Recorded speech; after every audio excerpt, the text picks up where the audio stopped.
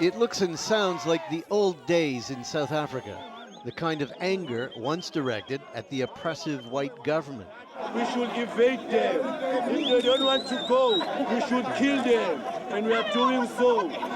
They should die. But this was just last year, and the anger was directed at black people, fellow Africans from Zimbabwe, Nigeria, Somalia, and elsewhere, who had come to South Africa hoping to find a better life.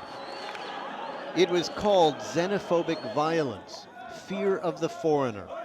Foreigners had their businesses destroyed, houses were torched. They were killed with guns and machetes. Some were even set on fire, burned alive. The death of Ernesto Namavwe, a Mozambican, shook the nation and shocked the world. Within 2 weeks, the violence had spread across the country. It took a massive deployment of security forces to bring things under control. By the time it was over, 100 people were dead. An estimated 200,000 people were displaced.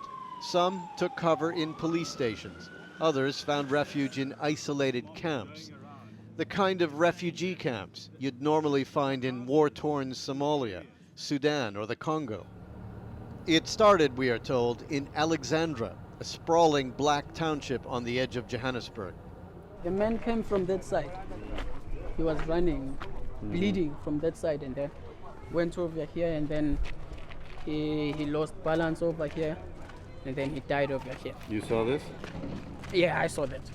There has always been an undercurrent of anti-foreigner sentiment in this country, but the level of the attacks and the intensity of the violence is unprecedented. And there is a common theme here. They all occurred in South Africa's poorest townships. Alex, as it is called, is one of the poorest. Nulungisa has lived in Alex her whole life. They say the foreigners, they take jobs. And what do you think? Is that true? Yes. They take jobs? Yes. Which countries? Zimbabwe? Zimbabwe, Nigeria, especially Zimbabwe. You will hear the same story wherever you go. They are taking our jobs.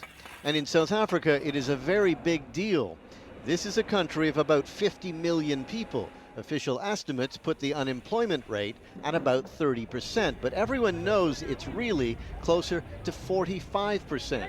Add just over 5 million foreigners, many here illegally, to the equation, all trying to make a living too, and you've got a recipe for resentment and conflict. These are people who live in very poor neighborhood, who are competing for resources. And in situations like that, it's easy to scapegoat the foreigner, the stranger, the other. And that's precisely what happened here. Immigrants are prepared to work for less money. In many cases, they will get the job over a South African. Shepard, a teacher from Zimbabwe, has seen it happen before. To some extent, this is true, because mostly foreigners, they are hardworking. And also, on the side of education, like most Zimbabweans, they are educated. So when it comes to preference, you see, Zimbabweans, they take the top post. Shepard is living in an overcrowded room at the Methodist Church, right in the middle of downtown Johannesburg. Yet he is a refugee. There are over 2,000 people here. They sleep on the floor or the stairwells rather than risk returning to the townships. I'm so scared. I don't even want to go anywhere except this place. It has been nearly a year since the killings, but they are still too afraid, literally, to move.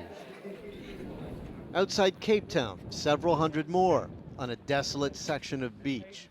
This side are Somalian sides.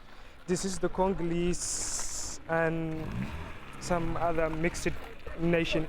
Assad Zersi from Somalia says they've been living like this since August. The government helps with the shelter and sanitation, but when it comes to food, he says, they are on their own. The official line from the authorities is that these people should reintegrate. They should go back to the communities. The people here say they can't do that. They say if they go back, they'll be killed. Assad shows me a list. On it, he says, the names of all the people who have died trying to reintegrate into South African society. They stay in spite of the danger, because for many, it's even more dangerous back in their home countries. So they live here in the hope things will get better in South Africa. On the streets, it is difficult to find anyone who believes that killing foreigners is the answer.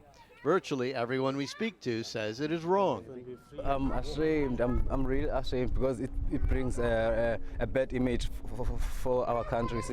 90% of the people don't support it. Back in Alex, things look calm on the surface.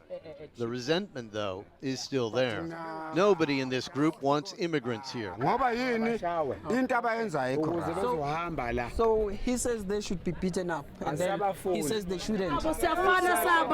This woman speaks up and says she is married to one and defiantly tells the crowd that foreigners should not be attacked.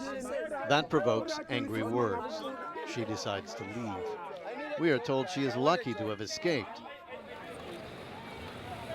It has been quiet across the country for months, but the threat of more xenophobic violence is as real today as it was a year ago. For Worldfocus, I'm Martin Seemungal in Alexandra Township, South Africa.